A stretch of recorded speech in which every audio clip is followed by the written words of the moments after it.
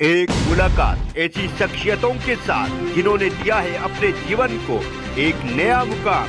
रूबरू कराएंगे ऐसी कुछ हस्तियों के साथ एक खास शख्सियत के साथ मुलाकात जयदेव पटेल के साथ नंबर 1 इंडिया न्यूज पर। नमस्कार व्यूअर्स, मैं जयदेव पटेल और आप देख रहे हैं नंबर 1 इंडिया न्यूज। आपका एक बार फिर स्वागत है एक खास शख्सियत के साथ मुलाकात प्रोग्राम में। आज हम बात करेंगे अलीगढ़ मुस्लिम यूनिवर्सिटी को लेकर के सुप्रीम कोर्ट का जो अहम फैसला आया, जिसमें 7 जजों की बेंच में 4-3 की बहुमत से जो अलीगढ़ मुस्लिम यूनिवर्सिटी की माइनॉरिटी स्टेटस को लेकर जो एक विवाद था उसको कहीं ना कहीं कंटिन्यू रखा है। जो सुप्रीम कोर्ट का पहले जो फैसला था 1967 का, उसको कहीं का पलटते हुए, और इसी के साथ साथ अब आगे जो फैसला है उसके बाद में 3 रेगुलर जो जजेस की जो बेंच है उसको ये सारा फैसला ट्रांसफर कर दिया गया है जांच को लेकर के। आखिर से क्या मायने हैं, इन्हीं तामुद्दों बात करने के लिए हमारे साथ खास मेहमान है सुप्रीम कोर्ट का अधिवक्ता संजय के चड्ढा। संजय के चड्ढा जी, आपको बहुत बहुत स्वागत है आज हमारे प्रोग्राम में। बहुत बहुत शुक्रिया जयदेव भाई जी। संजय के चड्ढा जी, आपसे मेरा पहला सवाल है कि अलीगढ़ मुस्लिम यूनिवर्सिटी को लेकर के आज सुप्रीम कोर्ट का जो फैसला आया माइनॉरिटी स्टेटस को लेकर के, आखिर इसके पीछे क्या मायने हैं और ये कितना जरूरी था और क्यों? देखिए, एक पूरी अगर मैं बात को शुरू से बताऊं आपको, जैसे आपने अपने प्रारंभिक उद्घोषण में बताया कि 67 ईयर ओल्ड एक जजमेंट को ओवर रूल किया है।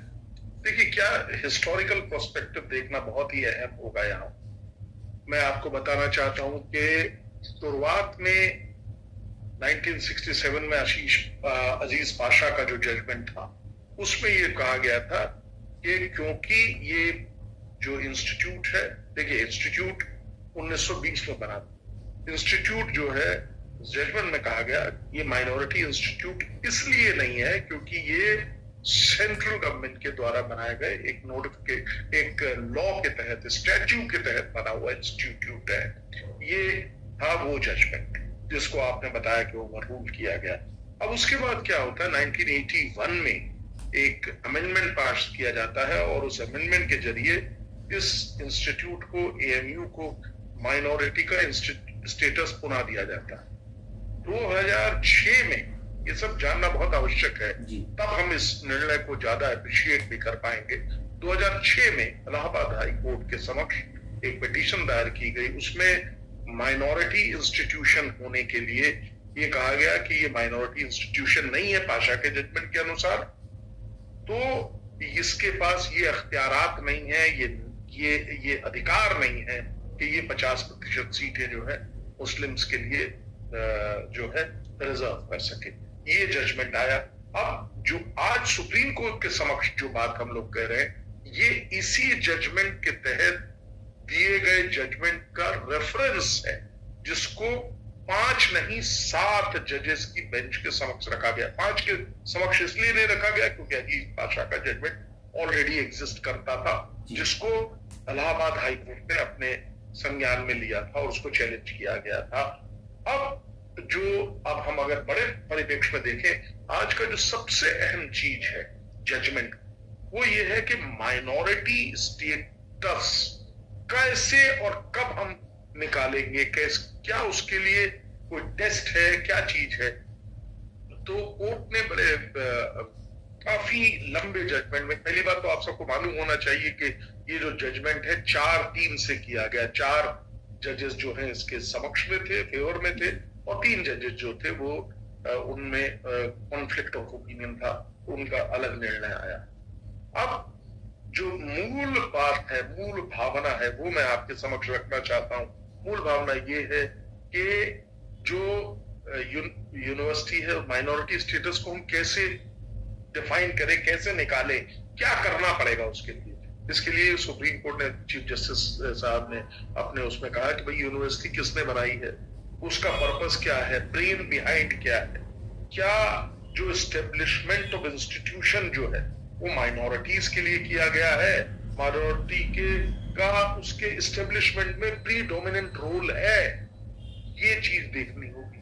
क्या उसमें जो प्रीडोमिनेंट रोल को भी बहुत अच्छे से डिफाइन किया गया, ये बताया गया कि कैसे अपॉइंटमेंट ऑफ टीचर्स का अपॉइंटमेंट कैसे होगा, और वो तमाम चीजें, एडमिनिस्ट्रेटिव कंट्रोल कैसे होगा, क्या वो एडमिनिस्ट्रेटिव कंट्रोल, टीचर्स के ऊपर कंट्रोल, प्रीडोमिनेंट रूल जो मैं बार बार कह रहा हूं, वो माइनॉरिटीज का है, ये एक पक्ष होगा देखने का।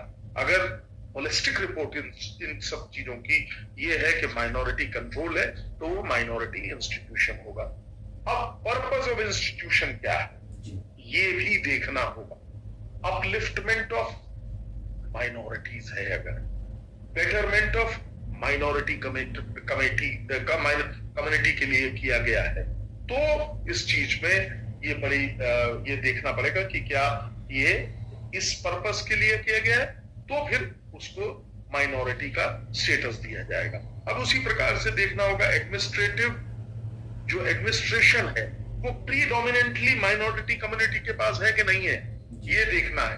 मतलब जैसे कॉर्पोरेट केसेस होते हैं, उसमें हम देखते हैं लिफ्टिंग ऑफ कॉर्पोरेट वेल होती है, इस चीज को देखा जाता है कि एक्चुअल में क्या चीज है। तो एक्चुअल में हमको ये देखना होगा, ये जो मैं 4-5 पॉइंट अभी आपको बताया, इसके अलावा क्योंकि अल्टीमेटली इसका ऑब्जेक्टिव क्या है, जो प्रोटेक्शन आर्टिकल 30 में दिया गया है। आर्टिकल 30 रिलीजियस और लिंग्विस्टिक माइनॉरिटीज को अपने इंस्टीट्यूशन को खोलने का अख्तियार देता है। उसमें पहला तो ये बड़ा डोमिनेंट चीज है कि उनको ये अधिकार दिया जाता है, और ये अधिकार कोई ऐसा वैसा अधिकार नहीं है, ये अधिकार फंडामेंटल राइट है, ये बहुत इंपॉर्टेंट बात है। और दूसरा, जैसे कि उसके ऊपर जो है, मैं एक एग्जांपल दे रहा हूं, अगर माइनॉरिटी इंस्टीट्यूशन है तो उसके ऊपर एसटी, एससी, ओबीसी का रिजर्वेशन नहीं लग सकता। बहुत चीजें ऐसी, वो लोग अपने जो माइनॉरिटीज है उनके लिए एक बड़े large number 50% seats can be reserve. So Saint Stephen's College का जजमेंट है, उसमें 50% सीट, क्योंकि वो माइनॉरिटी स्टेटस है, उनको अपने कम्युनिटी के लिए रखने के लिए अख्तियार दिया है, सुप्रीम कोर्ट ने दिया। तो उस बेनिफिट और किसी भी तरीके से ऐसे एस्टेब्लिश्ड इंस्टीट्यूशन के साथ कोई भी दोहरा रवैया नहीं अपनाया जा सकता। ये एक बहुत बड़ी आज की देन है। और अब इस जजमेंट के बाद चाहे ये इंस्टीट्यूट एएमयू या कोई भी अन्य इंस्टीट्यूट किसी स्टैट्यूट के तहत, कानून के तहत बना हुआ है, तो भी वो माइनॉरिटी इंस्टीट्यूट अब जाना जाएगा। अब उसको सुप्रीम कोर्ट ने कह दिया, तो इसमें कोई दो राय नहीं, और 7 जजेस की बेंच ने कहा है। अगर इस निर्णय को ओवररूल करना है तो आपको 9 जजेस बेंच का, मेरा ख्याल है, की आवश्यकता हो। जी, संजय के चड्ढा जी, जिस तरीके से एएमयू के मसले को लेकर के अजीत बादशाह का जो मामला था 1967 में सुप्रीम कोर्ट ने जो फैसला दिया था, उस समय लगभग 57 ईयर्स ओल्ड, आखिर उस फैसले में ऐसा क्या था, और जब आज के परिप्रेक्ष्य में अगर हम देखते हैं तो इसको पलटने की नौबत क्यों आई? बहुत खूब। देखिए, सबसे बड़ी बात, जैसा मैं बता चुका हूं लेकिन रिपीटेशन होगा इसका।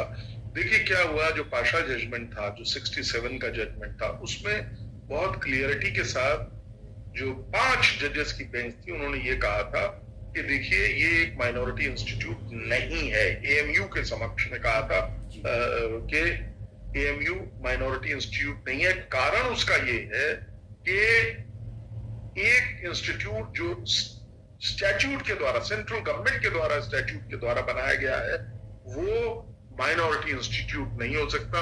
उसके सारे खर्चे, सब कुछ जो है केंद्र सरकार दे रही है, वो माइनॉरिटी नहीं हो सकता। तो इस चीज, ये उस जजमेंट की तर्ज थी। उसके बिहाफ पे 81 का अमेंडमेंट किया गया। 2006 में जजमेंट हाई कोर्ट का आया, जिसने उसको फॉलो किया। तो अब आज के परिप्रेक्ष्य में एक नई व्यवस्था दी गई है सुप्रीम कोर्ट के जजमेंट के द्वारा। सुप्रीम कोर्ट ने बहुत स्पष्ट शब्दों में कहा कि माइनॉरिटी इंस्टीट्यूट है कि नहीं, इसको देखने का एक टेस्ट है। और उसके कई, मैंने जैसे बताया कि आपको देखना होगा एडमिनिस्ट्रेटिव कंट्रोल किसका है, कौन एक्चुअल में ब्रेन बिहाइंड क्या है, क्या ऑब्जेक्टिव है, क्या माइनॉरिटीज को अपलिफ्टमेंट करने के लिए इंस्टीट्यूट बनाया गया है। ये तमाम चीजों को समावेशित किया जाएगा और तब दिखाया जाएगा कि अगर ये चीजें माइनॉरिटी के अपलिफ्टमेंट, माइनॉरिटी कम्युनिटी को ध्यान में रख के की गई हैं, तो वो माइनॉरिटी इंस्टीट्यूट होगा। और उसको जो आर्टिकल 30 में प्रोटेक्शन और जिसे कहते हैं कि जो राइट, फंडामेंटल राइट मिला हुआ है, वो उसको मिलेगा। ये है तो ये दोनों जो जजमेंट्स हैं उनमें विभिन्नता है। जी संजय के चड्ढा जी, एएमयू माइनॉरिटी स्टेटस की अगर हम बात करते हैं तो उसमें एक तर्क हमेशा से ये दिया जाता है कि इसका जो खर्चा है वो सारा भारत सरकार के कोष से किया जाता है। तो ऐसे में माइनॉरिटी स्टेटस की जरूरत क्या है और इससे क्या होगा? देखिए, खर्चा एक अलग पहलू है और माइनॉरिटी स्टेटस एक अलग पहलू। माइनॉरिटी स्टेटस जो है वो आर्टिकल 30 का प्रोटेक्शन भी हमें दे देता है। आर्टिकल 30 मैंने जैसा बताया रिलीजियस और लिंग्विस्टिक माइनॉरिटीज को अख्तियारात देता है, राइट्स देता है, और सबसे अहम राइट, सबसे बड़ा राइट है फंडामेंटल राइट। तो वो फंडामेंटल राइट बन जाता है इन तमाम चीजों के लिए। कोई भी उसके साथ मतभेद नहीं किया जा सकता और एक स्पेशल प्रोटेक्शन मिल जाता है एक माइनॉरिटी इंस्टीट्यूट। एज आपने पूछा कि इससे, और दूसरा जो पक्ष है वो है खर्चे का। खर्चा कोई भी करे, चाहे वो केंद्र सरकार करे, चाहे राज्य सरकार करे, या वो इंस्टीट्यूशन करे, या किसी डोनेशन से हो, वो दैट इज नॉट मटीरियल है। माइनॉरिटी है या नहीं है, ये चीज सवाल की कोर्ट के समक्ष। जी संजय के चड्ढा जी, आपसे मेरा एक आखिरी सवाल है कि एएमयू के माइनॉरिटी स्टेटस को लेकर के अब एक कॉमन मैन की अगर लिहाज से समझे तो क्या आज का जो फैसला सुप्रीम कोर्ट का आया है उसके बाद से एक कॉमन व्यक्ति के लिए एएमयू में एडमिशन लेना और एक मुस्लिम व्यक्ति जो माइनॉरिटी कम्युनिटी से आता है उसका एडमिशन लेना एएमयू में, इन दोनों की प्रक्रिया में क्या कुछ बदलाव होगा या फिर ये जो बदलाव आएगा सिर्फ और सिर्फ एडमिनिस्ट्रेटिव के लिहाज से आएगा? देखिए, मेरा मानना यह है कि एडमिशन की जो प्रक्रिया है वो एक एडमिनिस्ट्रेटिव वर्क है, और वो और खास तौर से एक इंस्टीट्यूशन में कैसे एडमिशन होना है इसकी एक पूरी प्रक्रिया होती है। उसका इस जजमेंट से मुझे लगता है व्रत रूप से कोई भी लेना देना नहीं है। हाँ, अगर ये जजमेंट इस तर्ज पे आया होता कि माइनॉरिटी इंस्टीट्यूट नहीं है, वहां पे ST SC OBC का रिजर्वेशन चलना है, मतलब विपरीत होता, तो उसका संभवतः कोई प्रभाव पड़ता।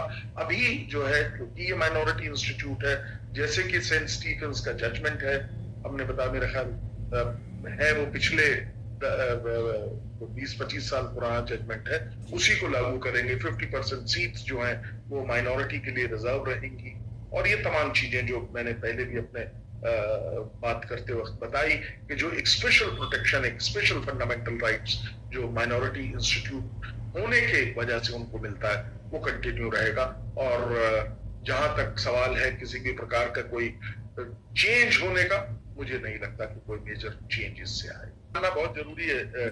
क्षमा चाहूंगा कि एएमयू के जो वहाँ के और इदारे हैं, वहाँ के और इंस्टीट्यूशंस हैं, उन सब ने इस जजमेंट का स्वागत भी किया है। जी संजय के चड्ढा जी, आपने हमारे लिए समय निकाला और महत्वपूर्ण जानकारी हमारे साथ साझा करी, उसके लिए आपको बहुत बहुत धन्यवाद। धन्यवाद।